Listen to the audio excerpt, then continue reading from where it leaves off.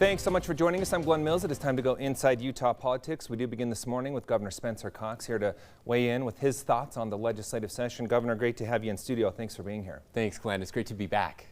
Good to have you. Let's start off. You really have to start off with HB 11 because that's what really caught the attention in the waning hours of legislative session and the weeks since then. Your thoughts first on why you vetoed that bill. Well, there were several reasons, and I laid those out in a really expansive 4.5-page letter, and I appreciate so many people that were able to read that. There were a couple big problems. One was just the process. Passing legislation that changes drastically in the last couple hours of the session is never really a good thing. I believe there needed to be time for people to weigh in. And what happens when you pass legislation, big legislation, on the last night of the session that changes significantly is you make mistakes. And the legislature admitted that they did make a big mistake in excluding school districts and the Utah High School Athletic Association from being compensated for the inevitable lawsuit that was going to happen and being indemnified. And that's exactly what happened. And so every Republican, every legislator had to vote to change the bill to make sure that we were able to defend the school and the High School Athletic Association without bankrupting them. And then, of course, just knowing that there's only one student involved, there are other lawsuits going on. My thought was, why not let those lawsuits play out so we don't have to spend millions of dollars defending those? But the legislature disagreed on that piece. I did read your letter, and it really got into some personal feelings about this as well, and those children who this impacts. This was really a personal issue for you as well. It was a very difficult one, and I've talked about the culture wars before and how divided we are as a nation.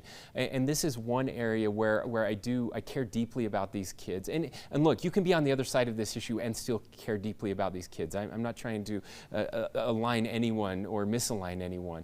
But I do believe that we need to be thoughtful in the way that we do things. And again, having the right process and bringing everyone together, trying to find some common ground and some solutions. That's what we're working towards. And we will continue to work towards that. Okay, Governor, let's dig into that a little more. What would be a reasonable compromise in your mind?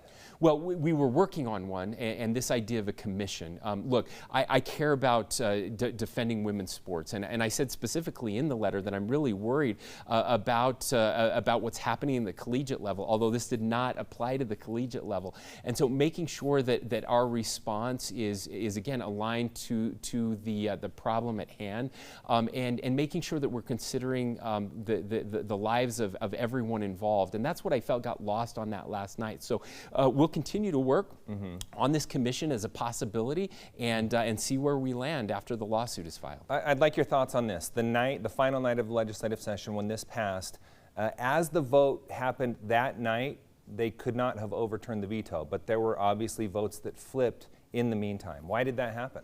Well, I wasn't surprised by that at all, and we knew that would happen. If you listen to that last night, some of the people that voted against it were making the same argument that I made. They said, look, we haven't had time to look at this, and if we do something this hastily, we might make mistakes, so they voted against it. And indeed, there were mistakes made. That's why we had to change the bill. And so I wasn't surprised because there were now 2 weeks between when they made that vote. They did have an opportunity to hear from their constituency, and then they did have an opportunity to change the bill. So we did put a process in place that included the veto to allow them an opportunity to do it the right way. I also heard a lot from lawmakers, as you just mentioned, that they heard from their constituents, and I heard that a lot of them got beat up over that no vote. Whether that's the loud minority or the majority, hard to say, but did you feel that pressure as well? Well, of course, and by the way, I do think it is the majority. I think the majority of people having to choose between one or the other are going to choose and end up on the side of making sure that we're protecting women's sports. However, I will also say that most people who read that letter and that I've had an opportunity to have a conversation with completely understand why the veto made sense. You can believe that this is the right policy and still believe that it's better to take this slow, better to let other states fund the $1 million lawsuits, and then again care for these kids. And I just have to continue to bring them up. This very, very, very, very small group of kids that are under an enormous amount of pressure, that are really struggling right now, and making sure that they know that we love them, that we see them, and that we care about them.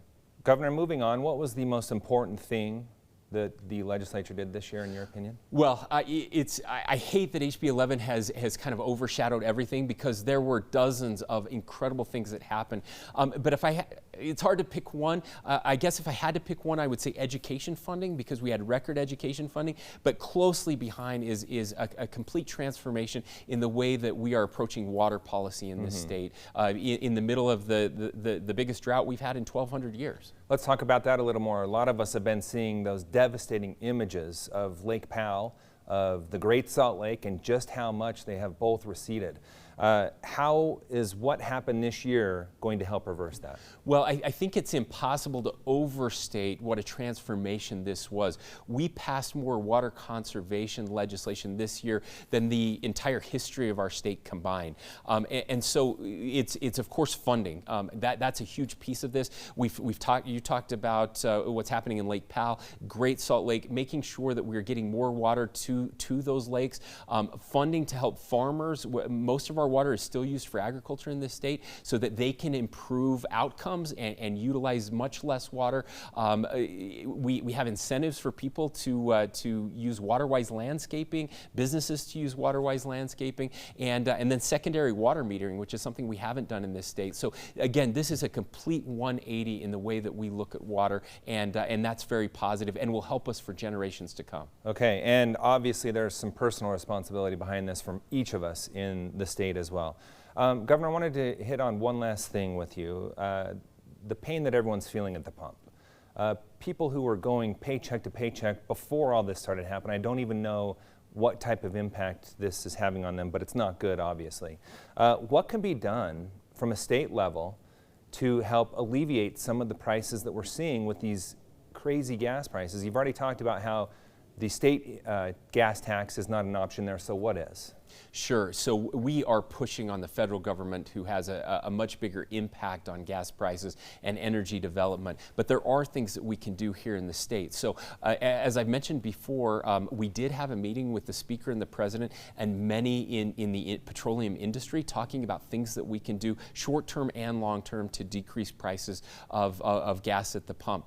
Our teams have met together this week. They're putting together some proposals. We're hoping in the next week or so we can look. It's going to be hard. We do taxes a little differently in the state. Some states are looking at removing taxes. We are looking at that as well. But we're trying to figure out, are there ways that we can help compensate, especially low-income families that are struggling right now? How can we get more money in their pockets to help pay for the gas and the food that they need so desperately as these prices are escalating across the country? We have about 30 seconds left. Is this something that can happen soon? Because price is obviously really hurting people. Yeah, we want to make these changes as soon as we possibly can. We're trying to figure out how much money we have available that we can get back to people. What will that look like? How will we do it? We're also looking at extending the free. We had free fare February for people that are riding tracks and other transit along the Wasatch Front. We're looking at extending that for additional months to help as well. So lots of things on the table. All right, Governor, appreciate your time. Thanks so much for being here with us. Thank you, Glenn. Still to come, a new poll showing Senator Mike Lee has a big lead over